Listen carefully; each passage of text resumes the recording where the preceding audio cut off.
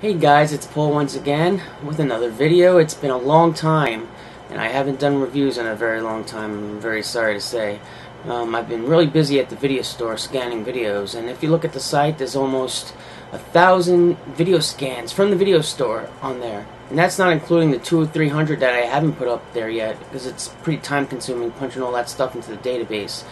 But I've been running back and forth to the store, making scans.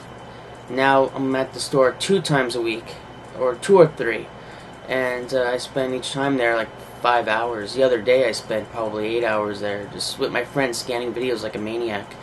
And we're not even probably a fourth into the store.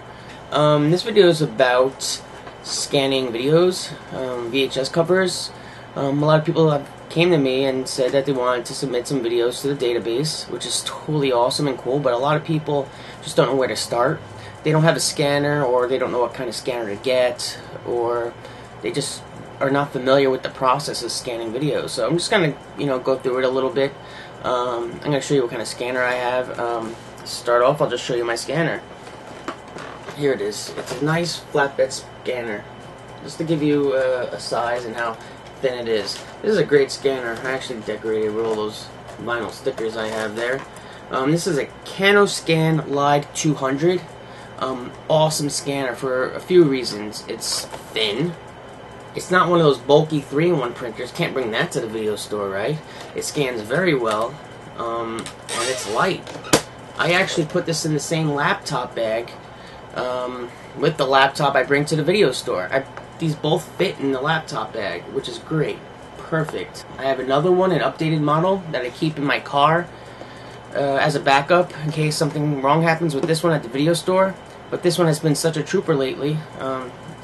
Literally, I've scanned probably over 10,000 scans with this. Not 10,000 videos, but 10,000 times it has scanned an image, because you have to scan the front, back, spines of the videotape, so there's a lot of scanning, and this thing is still kicking. Like I said, the other model I have is an updated model. It's the latest model, but I really want to use up this one as much as I can until it breaks. So I suggest people getting a flatbed scanner. It's just so much more convenient. But a lot of people do have those 3-in-1 scanners, but the quality with the scans aren't that great. They're decent, they're average, but you get something a little bit better with this. These really thin scanners. This is about 80 to 100 bucks probably new. You could buy one used for a little cheaper, and the older models you can get dirt cheap for like 40 or 50 bucks if you really have to. But I love this thing. It's thin and portable. It's great. It hooks up with one of those printer cables. I'm not sure what it's called, but you just hook it right in, and your Windows operating system should be able to install the updates for you, the drivers anyway. If it doesn't, just put the disk in, and you can install the software that comes with the scanner. The software I use is called ViewScan, and it has a ton of awesome features on there that is really important for what I do. The most important feature on there is auto scan, which means every time I make a scan, it will automatically make another scan, which means I could just continue throwing videos onto the scanner without having to pause, click, scan, and then repeat the process over and over again. It's a very cool feature. It also has a lot of other presets, so that when you make a scan, you don't have to edit it as much once you get it on your computer and ready to upload to the site. I think the scanning software that comes standard with the Canon scanners is MP Explorer, or MP Navigator, I believe it's called, and it's great. It has a lot of cool features. It doesn't have the few features that I rely on with ViewScan, but it's just as good, and I use that when I scan my own personal collection. I didn't use ViewScan for that, which I wish I could have. That's still a great program too. ViewScan you have to pay for, or you could just find it any other way you download stuff on the internet.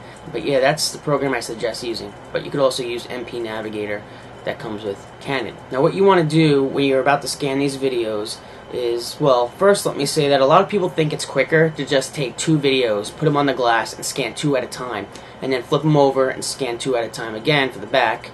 Or to, what some people also do is scan like 8 spines, because you're just scanning once. It seems like you're saving time. But ultimately, you're not saving time. I did that with my entire collection. I wish I hadn't. You're not saving time doing that because you're going to have to open up those image files in Photoshop and crop each individual image out, and that takes a lot of time, and it's friggin' tedious as hell. You don't want to do that. It's awful. What you want to do is hold the VHS flush against the glass in the corner. Then you do a preview scan. So when you do the preview scan, you see the dotted lines. You want to crop. That's the crop box. You have to crop it to the shape of the VHS. Once you have that, and you keep that set, every time you make a scan after that and hit the scan button, not the preview, every time you do a scan, it is going to scan that same exact size, which means you will not have to go back and crop every friggin' image, because that's annoying. So take advantage of that. All you gotta do is rename the files when you get home, and that's it. You don't have to rotate anything. I mean, even if it's horizontal, there's a feature in View Scan, and it might also be on MP Navigator, where it will automatically rotate the image for you so that it's upright. So if it's horizontal, it will do a counterclockwise or clockwise 90% rotation, which saves, again, a lot of time. Also, what you can do, a lot of cool things with this. You can also, with both programs, you can create a preset that will correct the color. For some reason, a lot of scans, they come out very light or with low contrast, and I don't know why. A lot of people submitted scans that didn't look very good because of that. If you fiddle around with the presets in the scanner, you can create some really good scans, and you could correct that issue, and you won't have to fix them all in Photoshop. It saves you guys a lot of time and me a lot of time, and that's the most efficient way to do it, ultimately. And now when you want to scan the videos, you want to make sure you scan them at 300 dpi. That's the perfect middle ground for these things. If anything higher, and your scanner would probably scan a lot slower, which takes away from time that you're working on scanning these, and also it will be a nightmare loading those onto the website unless I resize them, and then what's the point of scanning them at 600 then? Anything lower is just going to be kind of, it's just not going to look as good. I mean, what we want on the site is to have high-res images, so we want to make sure we scan at 300. Also, if some of you notice, some scans have some diagonal wavy lines that the scanner generates for some reason.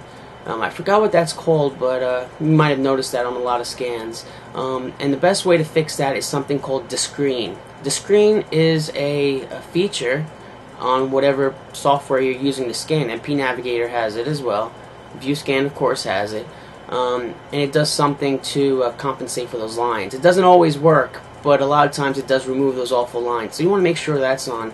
And sometimes when you have the screen on, your scanner scans a little slower, but it's worth it in the long run because those horizontal or diagonal lines are awful and annoying, and sometimes there's just no way to fix it in Photoshop. It's based on the original scan. If the original scan sucks with those lines, it's going to be a nightmare trying to get rid of them. Now when you want to upload the videos to the database, the most efficient way to do it is to have your screen split in half. It works best with widescreen. My widescreen monitor just crashed. It doesn't work anymore, so my friend let me borrow an old full screen monitor, and it kind of sucks. But what you want to do is have the upload page on the left or right side, and on the other side have the actual image opened. So you could read the information off the image and then punch it in right on to the right of it or the left of it, so you don't have to minimize and open to get that information. That's the easiest way to do it. And also, it's just really important to name your files. A lot of people upload files that say scan 0, 1, 2, 3, or just the default, I guess, name. It's best to name them.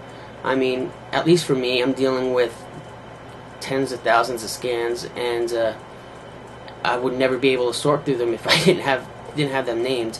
It takes me about 3 hours, 2 or 3 hours to rename about 200 videotapes, because there are 3 or 4 scans, and each part of the videotape image, each part of the box has to be named. And I put the name of the movie, and I put the distributor, and which part is it. Front is number 1, back spine is number 2, back is number 3, and the opposite spine is number 4, but that's optional. If you notice on the website, I started to put a lot of 4-part scans on there, including the opposite spine. That's because all the videos I scan at the video store, if the opposite spine is different, I scan it. Scan both. If it's identical, I don't scan it. So if you look at the 112 scans, and you see a 3-part scans, 90% of the time it's going to be because the opposite spine is diagonal. I probably missed a few, but in most cases that's how it's set. So that's it, and I really hope you guys can come along and really help out with the site and contribute. There's a lot of great information on there now, and it's just building up, especially from me scanning at the video store. Right now I think there's 27 or almost 2,700 videos in the database. I wish I had 27,000. Maybe someday, if we get more people to jump in and work on this project. I think people are a little bit intimidated by the upload page. There's a lot of information to punch in there, and sometimes it could be time consuming, but that's what, you know, archiving is. It's not something simple, and usually archiving is a collaborative effort. A bunch of people with a passion get together and put a lot of information together from all different sources, and that's what I'm trying to do. So I really hope this video helps you guys. Also, I really do want to do reviews. It's been like 6 months. I went to that VHS event in Pennsylvania, and I had people come up to me who recognized me from those videos, and they said they loved my videos, and I said, oh, I'm so sorry, I haven't done any in months and months. Kind of feel bad, and I'm kind of surprised how many people actually like those videos. Didn't realize that, you know, I would actually be recognized from those. But I would love to do more reviews, especially if I got some tapes from 112. They got a lot of weird stuff there that I'll be very interested in watching. But yeah, that's pretty much it right now. Thank you guys, and I really hope you guys can find it in your heart to contribute to the database. And that's it for me, and hopefully I can do another review, so look out for that. Thanks for watching.